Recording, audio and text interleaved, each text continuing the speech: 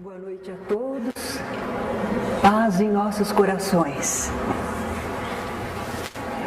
A aula de hoje tem por objetivo, para vocês que são iniciantes no conhecimento da doutrina espírita, poderem fazer um paralelo entre algumas noções que vocês trazem do catolicismo, por exemplo, e aquilo que o espiritismo fala, revivendo o evangelho. Nós vamos falar de confissão e de comunhão. Costumam ser sacramentos, não é? Sacramentos da Igreja Católica, mas também os evangélicos utilizam. Então nós vamos ver o que podemos entender a esse respeito à luz da doutrina espírita. Sobre confissão, o que é confessar? Nós estudamos porque Jesus, certa vez, falou aos seus discípulos: todo aquele que me confessar diante dos homens, também o Filho do Homem o confessará diante de Deus. Mas o que me negar diante dos homens, será negado diante dos anjos de Deus. Jesus estava querendo estimular os seus seguidores a serem sinceros e a darem testemunho da sua confiança naquilo que ele ensinava, na missão dele. Ele era o Messias, trazia a mensagem espiritual. Mas sabe como é? A vida apresenta certas circunstâncias e de repente as pessoas não têm coragem de confessar aquilo em que creem.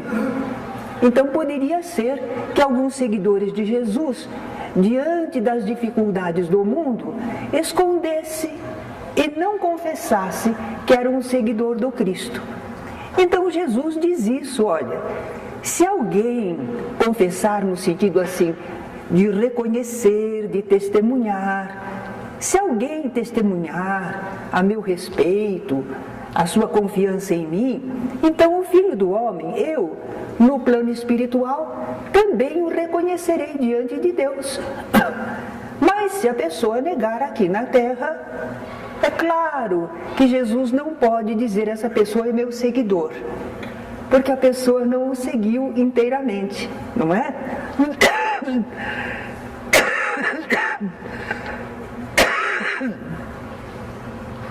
Eu acho que até aí nós podemos aceitar o que seria confessar nessa passagem de Jesus. É declarar, revelar, é uma profissão de fé, é um testemunho. Mas confessar também pode ser quando a gente comenta com o pessoal: confessa aí, confessa. Quer dizer, diga a verdade, reconheça um erro, uma culpa, não é que a pessoa está querendo esconder. Então, às vezes, a gente fala de confessar assim. E esse confessar, reconhecer faltas, pode ser feito de 3 modos: intimamente, uns aos outros ou de público. Então, vamos lá. Intimamente. O apóstolo Paulo recomenda: examine-se a si mesmo o homem. Nós, seres humanos, podemos fazer um exame de consciência, examinar a nós mesmos, se estamos falhos, se estamos errando ou não. Cada um deve fazer isso, não é? Na sua consciência. Mas existe também aquela possibilidade de nós confessarmos orando, falando com Deus. E aí, neste ponto, em Lucas, nós temos uma parábola, uma história que Jesus contou. 2 homens subiram ao templo com o propósito de orar. Um fariseu você sabe que era aquele que parecia seguir bem a lei, né? Entendia da lei dos israelitas e procurava cumprir tudo direitinho, pelo menos ele dizia. O publicano, o outro, era um coletor de impostos, era considerado gente de má vida, não é? Então subiram esses 2 homens ao templo para orar. Subiram porque o templo era lá no alto de uma colina. Então, por isso que Jesus diz: subiram ao templo para orar. O fariseu, posto em pé, orava de si para si mesmo desta forma. Olha lá, ele mesmo, silenciosamente, dentro dele. Como é que ele orava? Ó Deus, graças te dou, porque não sou como os demais homens, roubadores, injustos e adúlteros, nem ainda como este publicano. Jejuo 2 vezes por semana e dou o dízimo, a 10ª parte de tudo quanto ganho. Que oração, né? Ele está se exibindo, não está? Está falando bem de si mesmo. Agora, o publicano estava lá em pé, mas lá longe. Ele não chegou perto do altar. E ele nem ousava levantar os olhos ao céu, mas ele batia no peito dizendo: ó Deus, sê propício a mim, pecador. Quando ele terminou de contar a história, Jesus disse: digo-vos que este, o publicano, desceu justificado para a sua casa, e não aquele, o fariseu. Porque todo o que se exalta será humilhado, mas o que se humilha será exaltado. Nós estamos aprendendo aí com Jesus, não é? Como é que a gente se confessa diante de Deus com humildade? Nenhum de nós é perfeito. Aquele fariseu achava que era melhor que os outros, que ele cumpria tudo direitinho. Mas ele estava faltando com a caridade, não é? Ele não tinha amor ao próximo, estava cheio de orgulho. Já o publicano podia ter seus erros, mas ele estava pedindo misericórdia, e por isso ele recebeu o que fora pedir, não é? Então, intimamente, nós já vimos como é que a pessoa pode se confessar. Agora, uns aos outros. Tiago, na carta dele, diz assim: confessai, pois, os vossos pecados uns aos outros, e orai uns pelos outros para serdes curados. Convém a gente lembrar que, geralmente, no movimento espírita, vocês não vão escutar falar os pecados, os nossos pecados, por causa da conotação dessa palavra.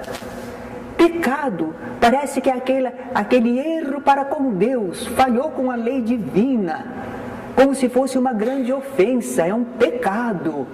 Essa conotação a gente não quer. E a gente vai na palavra, pecado quer dizer pecadere, cair o pé, falsear. É uma falha, é um erro, não é? Mas não é um pecado, como a gente costuma pensar, uma coisa sagrada, uma ofensa a Deus, uma coisa muito profunda, não é? Então Tiago diz: confessai, pois, os vossos pecados uns aos outros. Vamos traduzir? Vocês contem uns aos outros as suas falhas. Conversem uns com os outros. Confessem os seus erros, suas falhas, seus enganos. E orai uns pelos outros para serem curados. Porque quando a gente ora uns pelos outros, a gente emana fluidos, direciona fluidos, pode beneficiar as pessoas também. Não fazemos só o mal, podemos fazer o bem. Ainda falta examinar aquela confissão de público. João o Batista, ele conclamava as pessoas a uma mudança de pensamento, a se arrependerem, e aqueles que se arrependiam, ele os mergulhava no Rio Jordão. Mas as pessoas precisavam fazer uma declaração pública de arrependimento. É difícil, não é? Porque a gente, para com a gente mesmo, tudo bem, mas a gente falar diante de um público, eu errei nisto, eu fiz aquilo, é difícil. A pessoa precisa ter muita coragem, muita disposição. Eu costumo comparar assim, muita gente diz: se eu quiser eu deixo de fumar. Mas ela não se comprometeu, porque se ela vier de público e disser: a partir de agora eu não fumo mais, ela vai ter que cumprir. A dignidade dela pede, é a palavra dela empenhada, de público. Então a pessoa de público, ela não fala não, ela não promete não. Em algumas igrejas evangélicas, ainda o pessoal adota essa confissão pública. A pessoa vem à frente, é convidada, quem quer dar o seu testemunho, e a pessoa vem e fala, eu fazia muita coisa errada, mas agora encontrei o Senhor Jesus, não é? Então, são modos de nós nos confessarmos. Mas surgiu a confissão auricular, na orelha, no ouvido do sacerdote. Isso não era usual, não se falava nisso. Mas surge no movimento do cristianismo. Entre os primitivos cristãos, eles não falavam de confissão auricular, não. Mas surgiu. Com que alegação? Por causa do quê? A pretexto do quê? Eles dizem, Jesus teria concedido aos apóstolos um poder especial para a remissão dos pecados que lhes fossem confessados. Será que Jesus fez isso? Eles dizem que sim, eles citam aquela passagem em que está escrito desta maneira: em verdade vos digo que tudo o que ligardes na terra terá sido ligado no céu, e tudo o que desligardes na terra terá sido desligado no céu. Mas sabem quando Jesus falou isso? Porque tirado isto do contexto, a gente não entende porque Jesus falou assim. Vamos ver como é a passagem inteira? Vamos ver. Se o teu irmão pecar contra ti, a questão é do pecado de um irmão, o erro de alguém contra nós. Se teu irmão pecar contra ti, vai arguí-lo entre ti e ele só. Se ele te ouvir, ganhaste o teu irmão. Jesus está aconselhando como é que a gente vai proceder quando a gente acha que alguém falhou conosco, né? Então se a gente acha que está ofendido, que alguém está falhando conosco, a gente vai conversar com a pessoa. Por que você está fazendo assim? Noto que você está diferente. Você deixou de me cumprimentar. Lá vai a gente procurar a conciliação. Se porém não te ouvir, toma ainda contigo uma ou duas pessoas, para que pelo depoimento de 2 ou 3 testemunhas, toda palavra se estabeleça. Eles tinham um costume entre eles, de que quando algum problema surgia, que a gente conseguisse testemunhas para esclarecer o assunto. Às vezes é na família, não é? Na família a gente tem um problema, a gente não vai buscar alguém que a gente acha que tem influência, que pode ser ouvido, não é? A gente diz, vem cá me ajudar, a pessoa está fazendo isso, vem me ajudar, aconselhar. Então a gente pede testemunha, né? E se ele não os atender, diz-o à igreja. Jesus não tinha igreja nenhuma. Igreja era a palavra eclésia, significava assembleia, agrupamento. O agrupamento ao qual você pertence, não é? Às vezes é no serviço, às vezes é na família, às vezes é na religião. O agrupamento, né? Onde a coisa acontece, onde há o problema. Se ele não os atender, diz-o à igreja, ao agrupamento. E se recusar ouvir também a igreja, considera-o como gentil e publicano. E Jesus está dizendo, olha, como é que eles tratavam os gentios, os estrangeiros? Separadamente. Eles não tinham muita relação. Publicano também não, era considerado gente de má vida. Então quando Jesus diz assim, se ele não ouvir você, não ouvir pessoas, não ouvir o agrupamento, você considera ele como um estrangeiro, como um publicano, quer dizer, não mantenha relações. Você se reserva. Em verdade vos digo que tudo que ligardes na terra terá sido ligado no céu, e tudo que desligardes na terra terá sido desligado no céu, está claro? Se você tiver um problema com alguém e você cultivar preocupação, ressentimento, se você fizer isso, você está ligando na terra e ligando espiritualmente. Está ligado. Estabeleceu laços. Agora, se você disser, deixa para lá, as pessoas têm seus problemas mesmo, não vou fazer questão. Você desligou no mundo terreno e desligou espiritualmente. Jesus está plenamente certo, não está? Jesus aconselhou, olha, se acontecer, você tenta tudo, se não for possível, você deixa para lá. Porque senão, se você liga na terra, liga no céu, liga espiritualmente. E se você desliga aqui no mundo, desliga também espiritualmente, é o melhor. Tá certo? Então até aí a gente entendeu, não é? Quando Jesus falou isso, ele não estava falando que era para confessar na orelha de ninguém.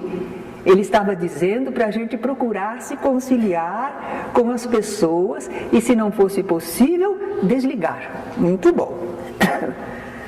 Mas essas mesmas frases vão aparecer numa outra passagem.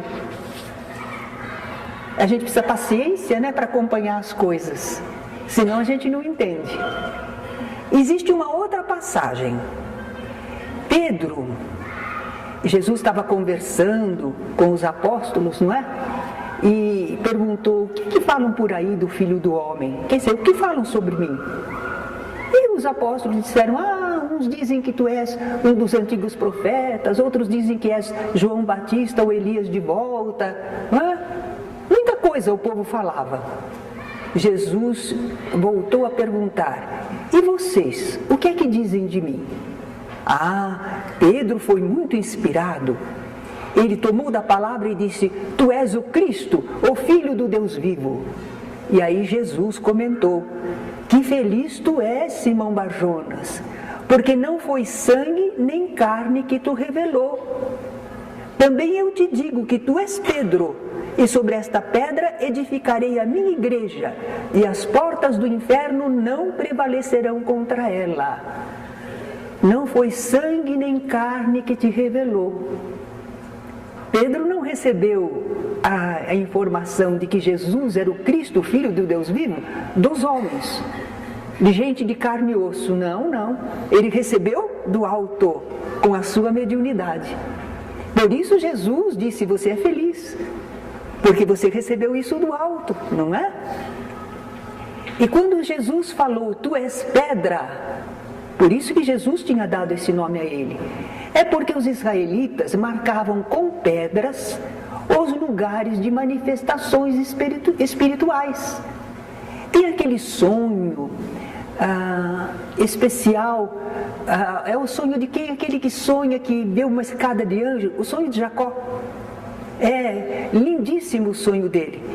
Ele viu uma escada e anjos, mensageiros do Senhor, descendo e subindo por ela. É a comunicação, né? Entre o plano espiritual e o plano terreno.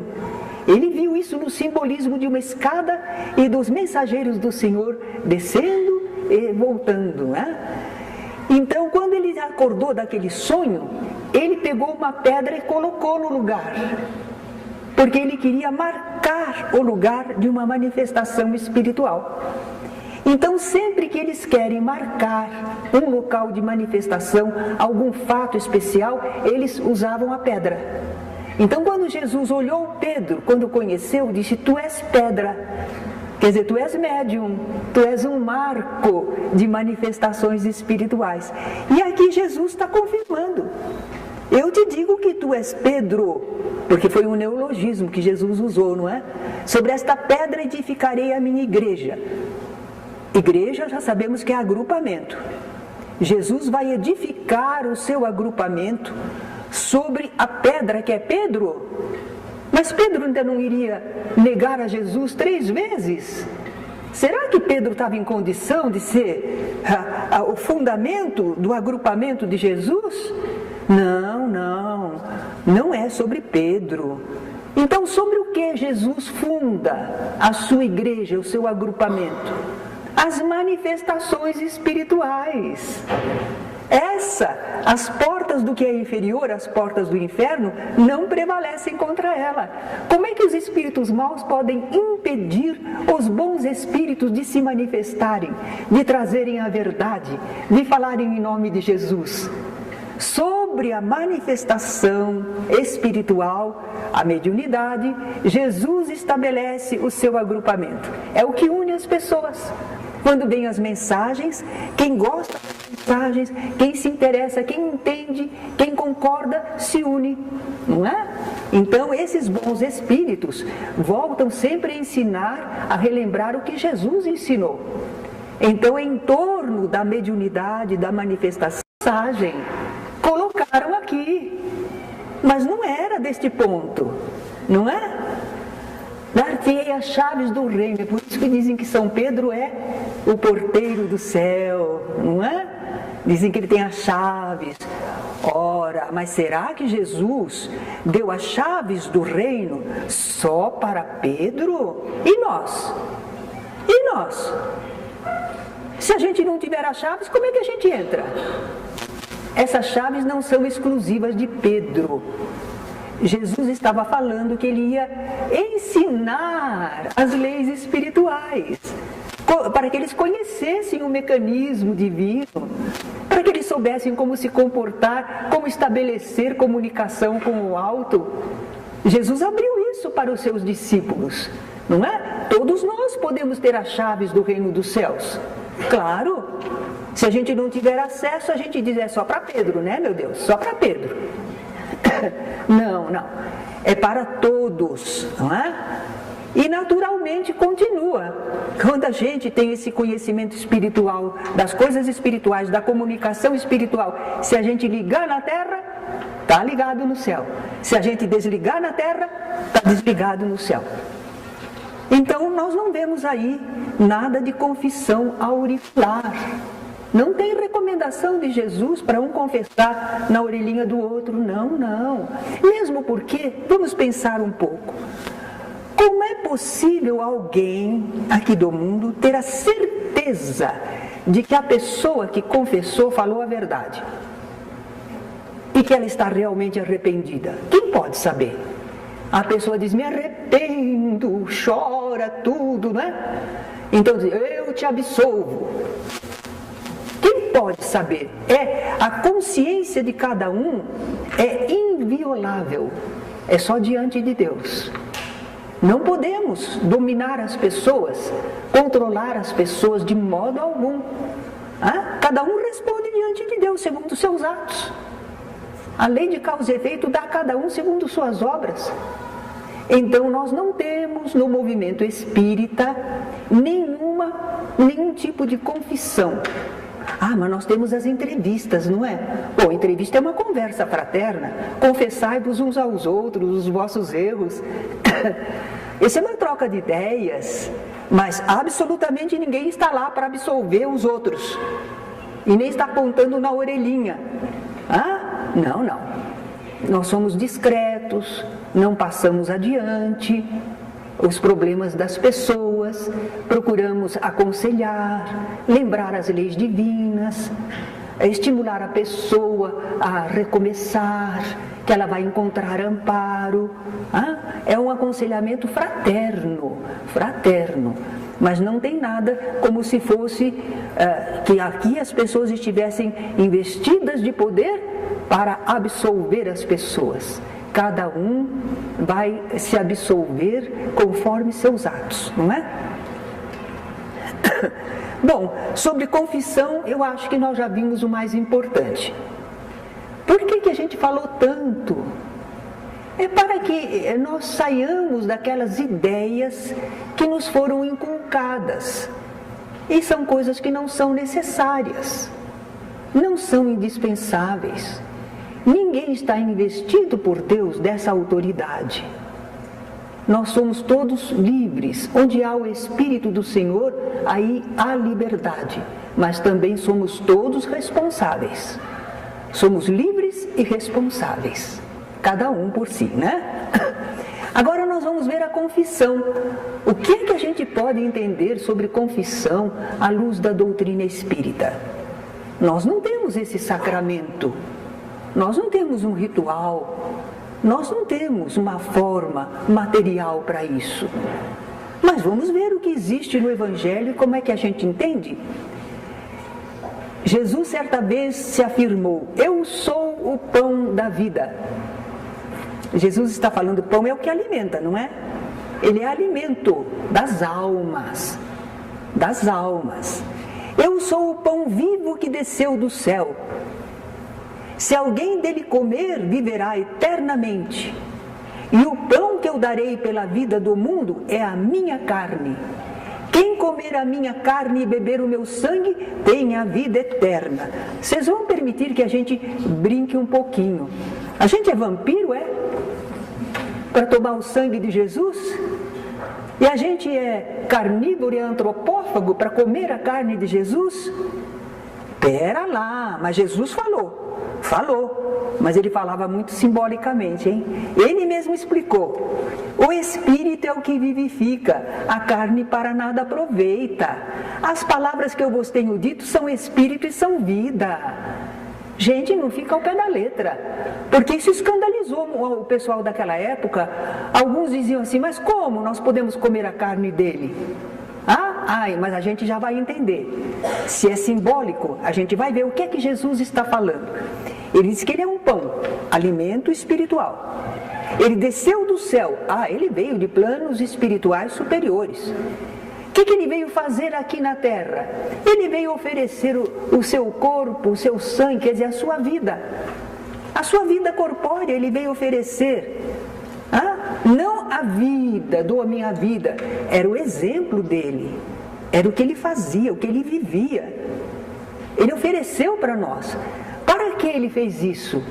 Para que nós também pudéssemos viver espiritualmente. Porque viver no corpo, a gente levanta de manhã, a gente se alimenta, a gente higieniza o corpo, a gente vai trabalhar, a gente vem para casa, a gente dorme no dia seguinte. É muito repetitivo e só material. Nós precisamos viver espiritualmente. Nós cuidamos do corpo, vivemos a nossa vida material, mas vivemos espiritualmente, senão a gente não tem vida, é um morto-vivo. A gente está vivendo só para a matéria. E nós não somos matéria, nós somos seres espirituais, filhos de Deus. Então, nós precisamos nos alimentarmos de Jesus. Comer e beber Jesus significa assimilar seu ensino, seu exemplo. Trazermos para nós a conduta dele, o modo de pensar dele, o sentimento dele. A gente tem que se alimentar de Jesus, desse ideal. E é isso que se chama comungar. Quem de mim se alimenta, por mim viverá. Claro, se você se imbui do ideal do Cristo, você vive esse ideal. Agora, se você só fica assim, sabe, no intelecto, mas você não incorpora na sua vida, você até cita Jesus, mas você não vive Jesus. Quem de mim se alimenta, por mim viverá. Porque está com a pessoa, a fraternidade, o perdão, a castidade, o serviço ao semelhante, o cuidar de si espiritualmente, o pensar em Deus, reverenciar o Criador. Tudo isto é o ensinamento de Jesus. Se você entendeu, você vive isso. Continua Jesus oferecendo. Dessa vez foi na ceia pascual.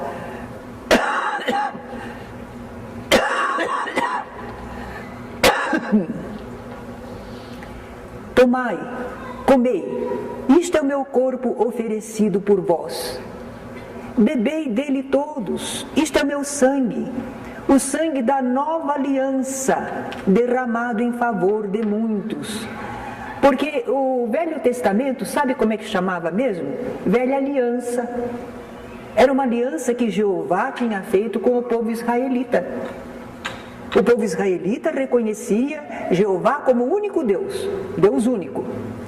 Em compensação, esse Deus único ajudaria o povo a ser numeroso e a ser feliz.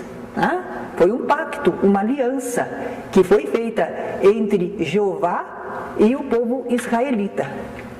Mas quando veio Jesus, foi outra aliança. foi outro pacto. É uma mensagem mais avançada. Tá? Então, por isso que Jesus fala que Ele é o sangue da nova aliança, que vai ser derramado em favor de muitos. Ele vai se sacrificar para que nós tenhamos um caminho para Deus, para que a gente se encontre com Deus, não é? E o Mestre termina nessa ceia pascual dizendo: fazei isto em memória de mim.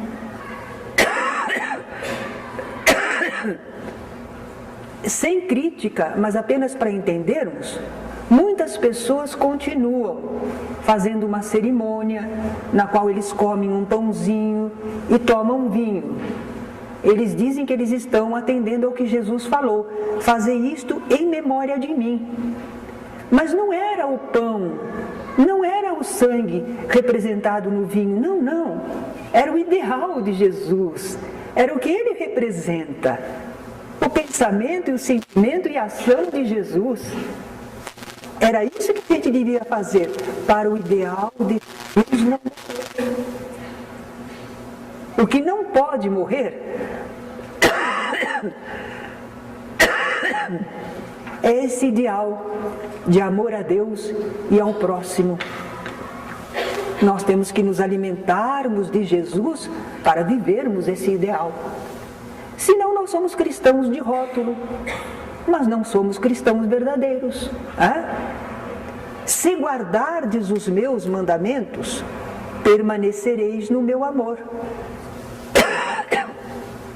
Certamente, se nós observarmos os ensinos de Jesus, o que ele orientou, nós estaremos ligados a ele pelo sentimento.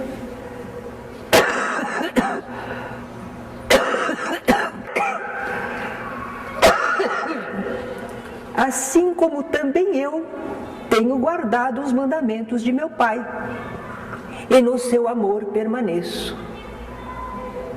Jesus segue os mandamentos divinos, as leis divinas.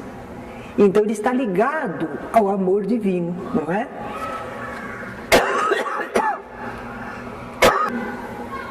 Quando Jesus faz essa afirmativa, muita gente se apega aí e diz: está vendo? Jesus é um só com o Pai. Jesus e Deus são a mesma coisa. Ele falou: eu e o Pai somos um. Será que é verdade? Mas ele disse também: para que todos sejam um. Como tu, ó Pai, és em mim e eu em ti, que também eles sejam um em nós. Jesus quer a nossa união com Ele, como Ele é unido com Deus. A gente vai ser Deus também?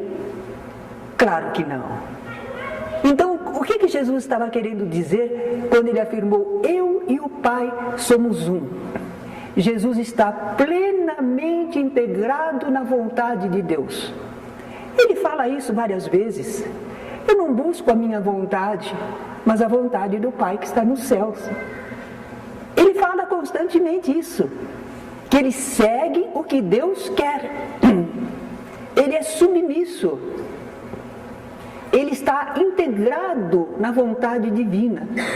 E ele deseja muito que nós também, os seus seguidores, nos integremos com ele, como ele é integrado com o Pai, porque aí será uma união perfeita. Pensaremos, sentiremos e faremos as mesmas coisas. É o anseio de união, de grande comunicação, porque comungar vem daí, de comunicar, não é? Então é assim que nós espíritas entendemos a questão de confissão e comunhão à luz da doutrina espírita, consultando passagens do Evangelho.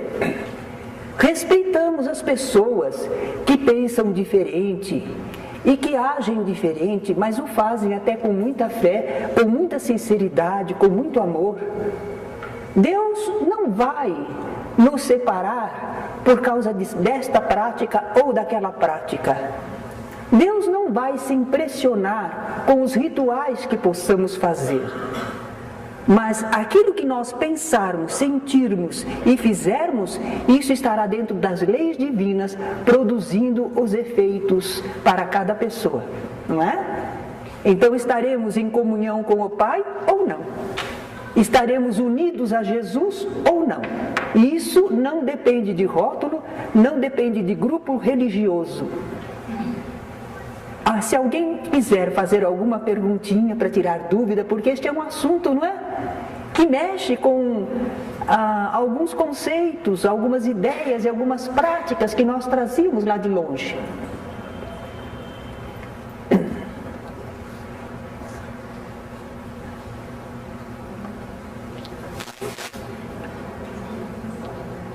Damos um tempinho para pensarem, não é? E nós não nos ofendemos por se alguma pessoa discorda daquilo que estamos expondo. Cada pessoa aceita aquilo que tem condições de aceitar e tem direito de tirar suas dúvidas, não é? Eu acho que a gente tem que lembrar de Jesus que dizia: ouça quem tem ouvidos de ouvir e veja quem tem olhos de ver. Ele não podia impor, ele oferecia o ensinamento. Agora, cada pessoa é que ia trabalhar na sua mente com aqueles ensinamentos e ver o que podia aceitar, o que não podia aceitar, não é?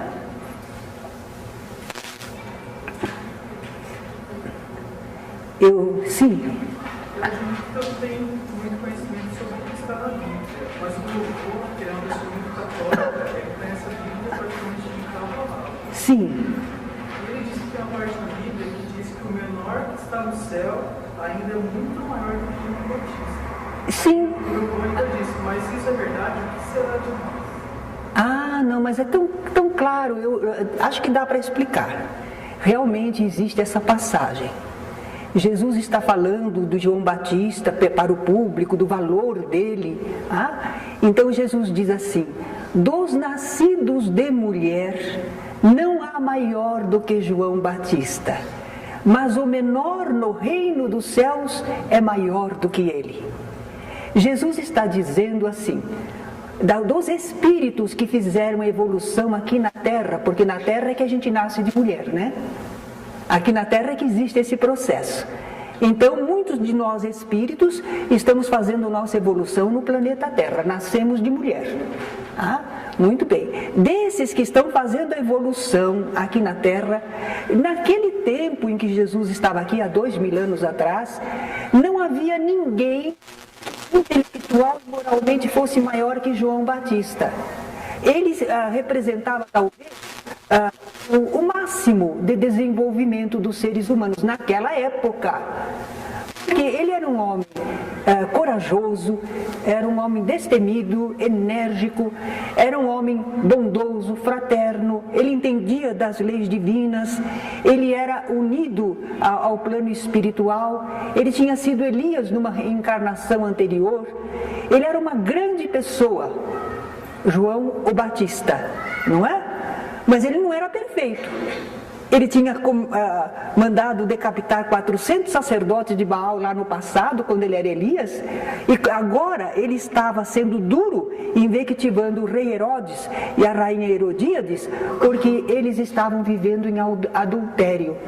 Ele não tinha um tanto assim de compreensão, não é? Não sabia como, mas ele era formidável. Entre os homens, entre as criaturas humanas aqui da Terra, não tinha ninguém maior que ele. Igual podia ter, maior não. Agora, o menor no reino dos céus. E aí acho que Jesus usa um simbolismo de grande humildade para ele mesmo, não é? Porque o reino do céu, gente, nós estamos acostumados a pensar que termina em Jesus. Mas se os espíritos evoluem e existem essa infinidade do universo e de mundos e mundos, nossa, deve haver muitos espíritos cada vez mais elevados, cada vez mais elevados, cada vez mais elevados. Então talvez Jesus, governador do planeta Terra, com qualidades que nós nem alcançamos ainda, Jesus que para nós é o reflexo de Deus, não é? Mas Jesus se considera o menor no plano espiritual. Porque existe gente mais evoluída ainda. Agora, vai explicar isso para quem tem Jesus como Deus. Mas o que Jesus falou está claro. Entre os nascidos de mulher, os que fazem evolução aqui na Terra, os espíritos terrenos, não há maior do que João Batista. Ele alcançou, é um belo exemplo. Né? Mas o menor no reino dos céus é maior do que ele. Então isso refere-se ao desenvolvimento espiritual. Ao desenvolvimento espiritual. Alguma perguntinha mais?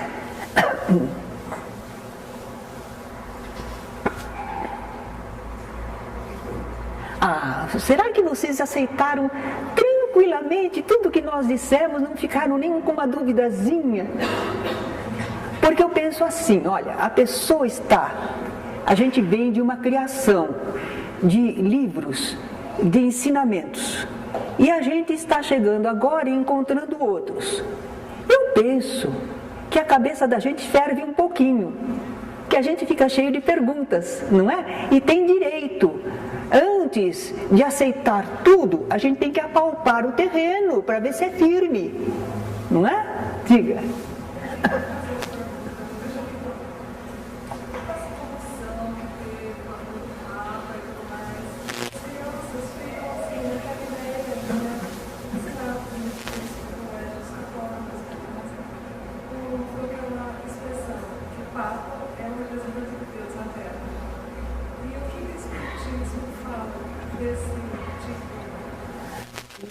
Nós não vemos o Papa como o único representante de Deus na Terra.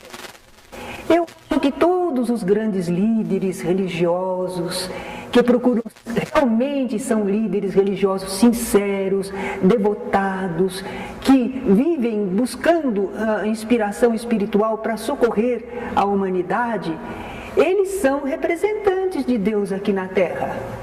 Não só o Papa, não é? Entre os hindus, como era no passado, entre os egípcios, como nós temos no Japão e na China. Será que aqueles povos não têm um representante de Deus junto a eles? Então, realmente, há uma função. Agora, os católicos, eles centralizam no Papa. E eles respeitam, porque precisa haver uma hierarquia, eles sentem que precisa haver um comando, e eles centralizam no Papa. Se bem que não deveria ser o Papa sozinho, devia ser um colegiado. Porque uma pessoa só pode errar, não é? Eles falam da infalibilidade papal, mas o Papa já determinou, por exemplo, na Inquisição, falou contra Galileu, e sacrificaram Joana d'Arc, e uma porção de coisas que eles mesmos agora se penitenciam. Por quê? Eram ordens de pessoas, não eram ordens divinas. Mas são representações de igrejas. No movimento espírita, de repente o movimento espírita toma uma deliberação que não é a melhor. É a deliberação de Deus? Não é. É a deliberação das pessoas humanas que estão dirigindo um agrupamento, certo? Agora, ser representante, porque eles pensam, eles se apegam a certas passagens do Evangelho, a certas situações dos apóstolos, mas nós não temos nada contra a Igreja Católica, não. A Igreja Católica precisa existir, os evangélicos também, os budistas, os muçulmanos, porque é preciso cuidar das almas. E nós não podemos cuidar de todos, seria uma ignorância nossa, não é? Então, os grupos de pessoas elegem a religião que querem e obedecem a essa religião e creem nessa religião e cumprem os seus deveres, fazem o melhor que podem, certo? Porque realmente nós espíritas devemos, eu estou falando assim porque às vezes algum espírita não pensa dessa maneira. Há espíritas que são pessoas comuns,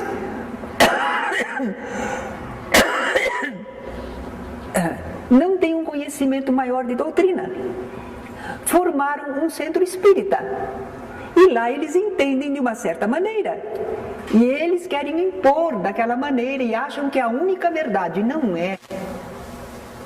A verdade tem muitas faces. E as pessoas, conforme o seu grau de desenvolvimento, alcançam determinados aspectos da verdade ou não. Penso que a doutrina espírita até agora, porque a gente se interessa, a gente lê outras religiões, por que não? Conhecer, tem muitas coisas lindas nas outras religiões, ensinamentos maravilhosos de grandes mestres espirituais, em todas essas religiões.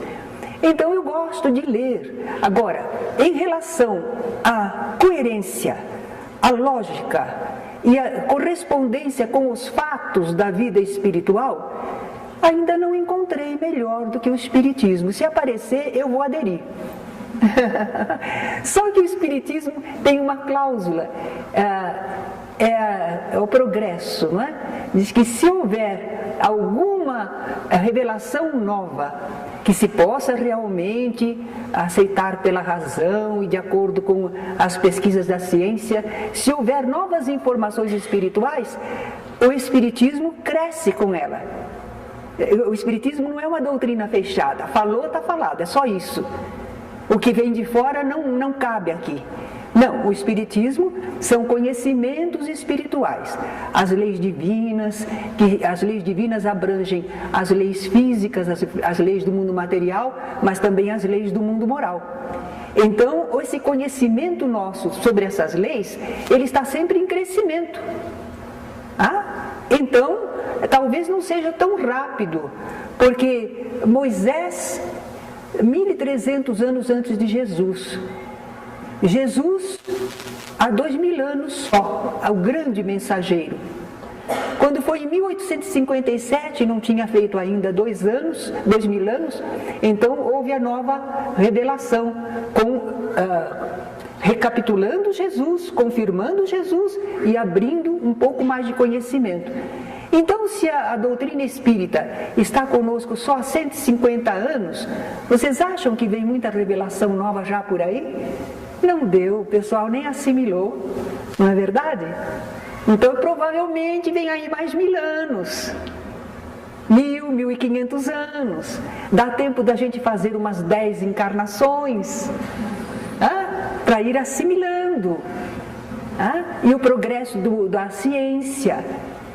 Então, é assim que a gente vê. Agora, o conhecimento espírita sobre Deus e a existência da alma, isso aí toda religião tem, não tem? Depois nós vemos, mas não é só isso, tem o intercâmbio mediúnico, isso nem toda religião tem. A lei de causa e efeito, mas sem condenação, podendo haver reencarnação. Então, essas aberturas, essas informações da doutrina espírita, esse conjunto harmonioso, bem estruturado, é difícil de furar. É difícil de furar. Diga. Você acha que daqui a 2.000 anos, quando todos os seres humanos na Terra conseguirem seguir o mundo com Deus, serão próximo de Jesus Cristo, nos guiando para uma próxima evolução, etapa evolutiva? Sim, eu acredito que a humanidade recebe os mensageiros do Senhor periodicamente. Não sei se será outro ou se será o próprio Jesus trazendo informações mais avançadas. Porque Jesus, quando se despedia, ele disse: muita coisa eu tenho para vos dizer, mas vós não podeis suportar ainda. Não é que ele não soubesse, mas ele dosou o que era possível para a humanidade.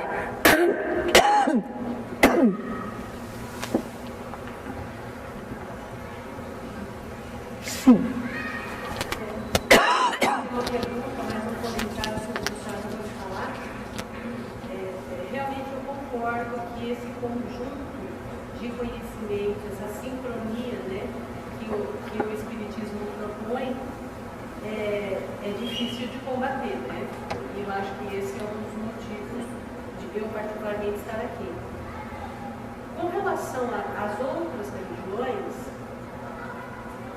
não vejo que elas sejam certas ou erradas, mas dá para se medir uma distância muito grande que existe entre a palavra de Deus e a socialização dessa palavra pelo homem. É isso que prejudica as pessoas que vão em busca do conhecimento da palavra de Deus. Verdade. É a religião viver aquilo que ela está pregando, não é? Mas é que os homens em torno da religião, os agrupamentos religiosos, eles começam a se estruturar, vira um jogo de poder. E é o que a gente batalha para que não haja no espiritismo. Uma das nossas vantagens é que o espiritismo não dá lucro. Ninguém ganha por se tornar espírita. Pelo contrário, a gente doa. Então, como não há oferta de lucros, de vantagens, os interesseiros não ficam. Ficam os idealistas. Podem não ser perfeitos, mas são idealistas, não é? Então, essa organização. Outra coisa, o movimento espírita, ele é autônomo, cada grupo é autônomo. Ninguém pode dizer, eu represento o espiritismo e eu mando. Não tem. Espiritismo é um movimento democrático e meio rebelde. Se o pessoal começa a querer passar uma ideia que a maioria não concorda, não concordamos. Não aderimos, não brigamos, mas eu faço como eu acho que é, faça você como você acha que é. Então uma casa espírita às vezes tem uma certa prática, a outra casa espírita tem outra prática, mas basicamente falam as mesmas verdades. E ninguém manda em ninguém. O espiritismo tem muito medo, o movimento espírita, de ter dono. Não pode ter dono, certo? Agora, a gente disputa muito a honra de servir. Porque por que o pessoal vem? Até o nosso filmador aqui, ele é voluntário. Os companheiros que ficam lá na secretaria, ali, são voluntários. Por que esse pessoal vem? O que eles estão querendo ganhar? Eles estão querendo ganhar uma consciência tranquila. Estou fazendo alguma coisa pela terra, pelo progresso e por mim mesmo. Eles querem também se desenvolver.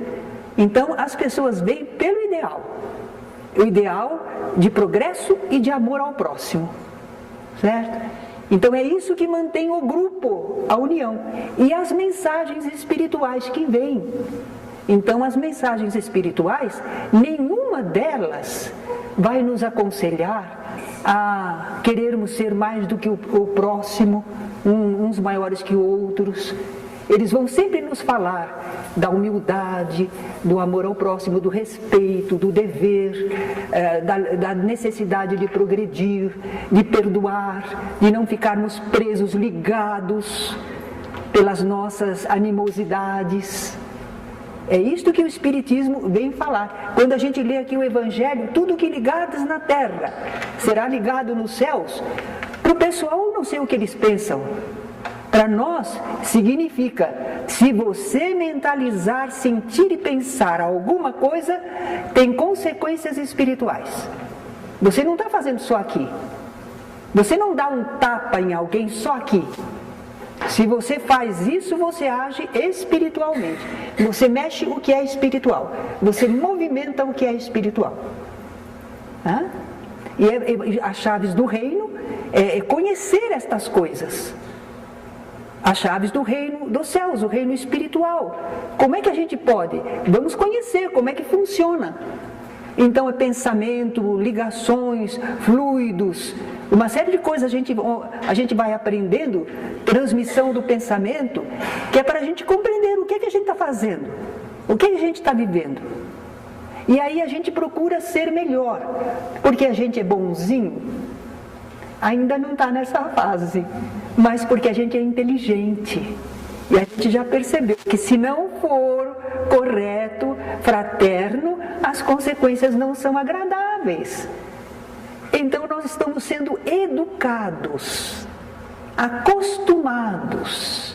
Vai fazer uma coisa errada, que é o nosso impulso, talvez a gente até chegue a fazer uma coisa, mas depois a gente diz, não devia ter feito assim, eu sei, olha o que eu causei, e a gente vai atrás e procura amenizar, procura compensar, então a gente vai conseguindo equilibrar a vida, sem entrar em grandes problemas, em poço muito profundo. Esse é o conhecimento que o Espiritismo nos dá, a luz que ele lança no nosso caminho. Bom, chegamos ao nosso horário.